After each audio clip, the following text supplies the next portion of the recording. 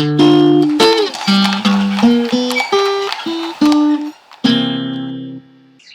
GPS is a showcase of functionalities. It is functionalities of genealogy software. By showcase of functionalities, I mean Treebard is not about Treebard. Treebard is about genealogy. So the purpose of Treebard is to show the way for developers and for people shopping for software so they can see what sort of things should take place in a genealogy software, also known as Geneware.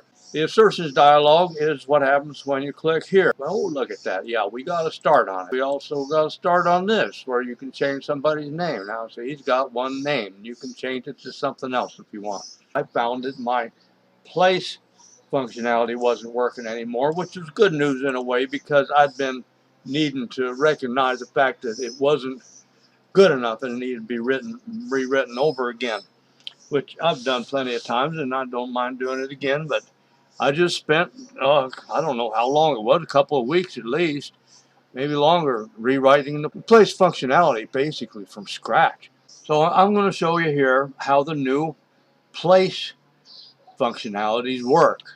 And it works similar to the last ones. Y'all might not see the big difference except that this one does in fact work, which the other one wasn't doing too good.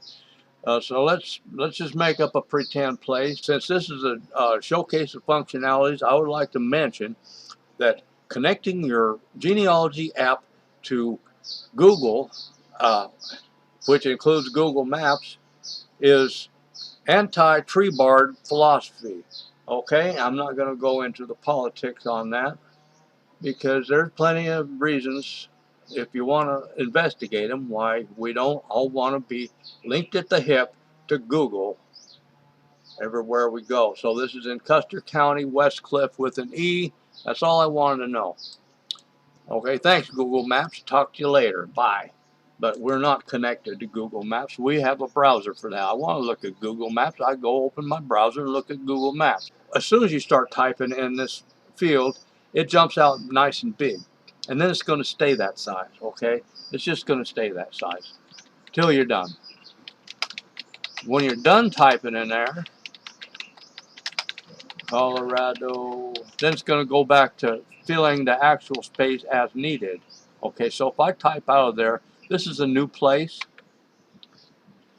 Which Colorado? Okay, well, there's only one. We're going to go okay. And there's only one USA. We're going to go okay on that. See, it's pre-selected, so I could have just hit spacebar like that. So what I wanted to show is how this went back. I changed Control S. It's now Control F5. And it redraws. Now it's spaced a little nicer. You notice it didn't ask us which Westcliff because that's a new place. We already, the database knows that there's only one Westcliff. There's only one Custer County. So it created those places automatically. And then it asked us which Colorado and which USA. Now, for example, let's look at this. Go W. Oh my goodness, look what happened. We got Westcliff open up automatically. It didn't go to Wyoming or Wawa Land or anything else like that. It knew that Westcliff was the last thing they used. So it's acting kind of smarty pants there.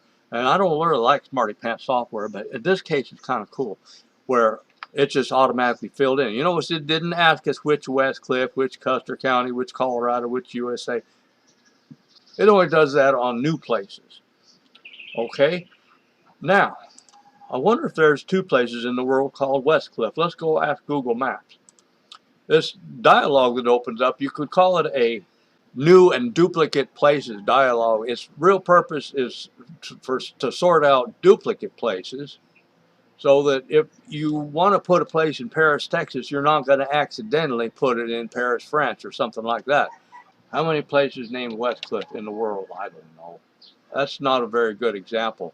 How about Springfield? Let's make a place called Springfield. I wonder if there's a place called Springfield, Colorado. Naturally there is. There's a Springfield everywhere. Okay. Springfield, Colorado is in Baca County. And let's make us a place called Springfield in Baca County. Springfield. Nothing has filled in. So that means there are no Springfields yet in the database. This might be a good place to go into my usual rant about resizable columns, which I do not like. I do not feel that they belong in genealogy, at least not in most places. I don't see a need for it here. I got a nice wide screen. Why don't I have something show up that I can actually read? Genealogy programs are very guilty of this, where you open something up and you got all this information crammed in a little space and you can't read any of it. You want to read this column, you got to resize it. If you notice there's no double arrow here when I move across here, that's because these columns are the right size. These are the columns that they're the size that you need them to be so that you can read your material. You aren't going to break your arm.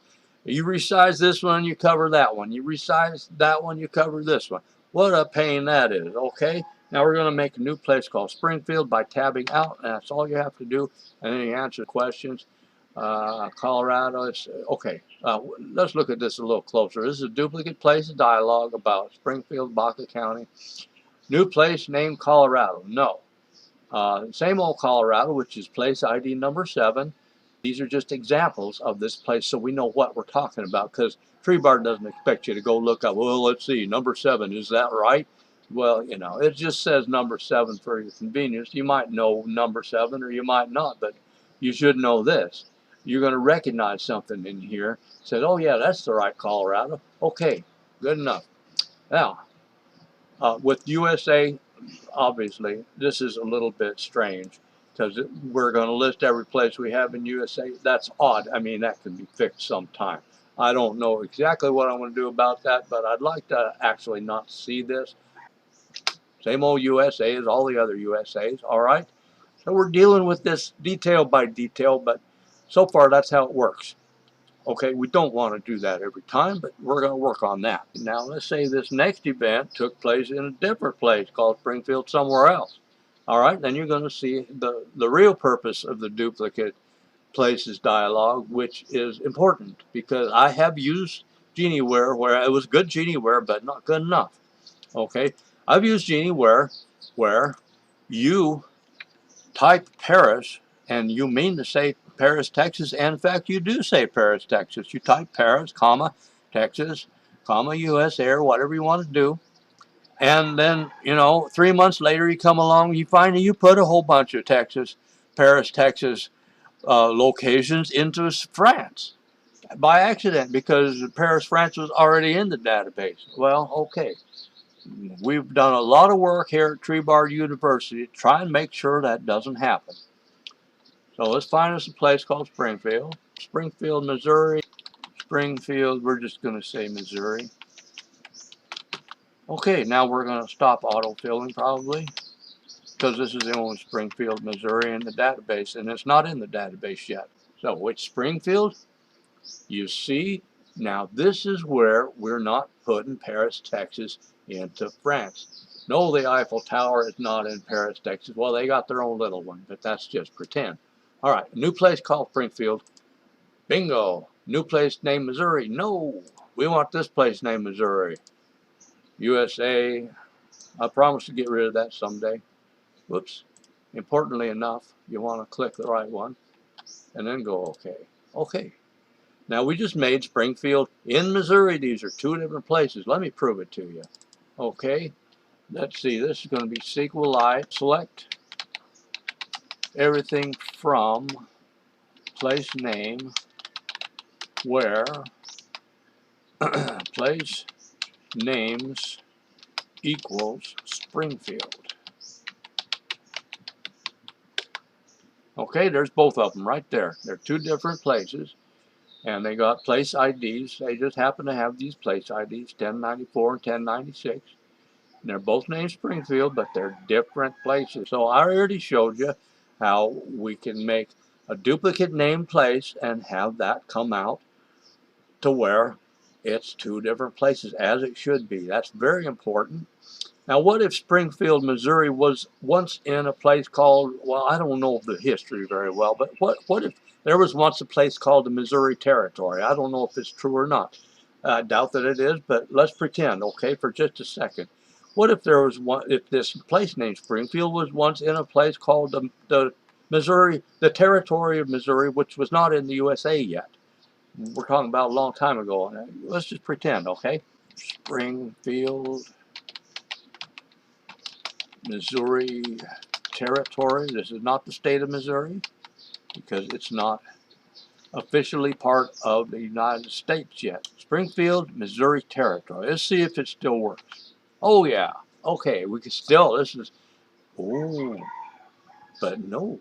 This is not a new place called Springfield. This is this same place. Whoops, this same place. It's the same place because first Springfield didn't get up and move someplace.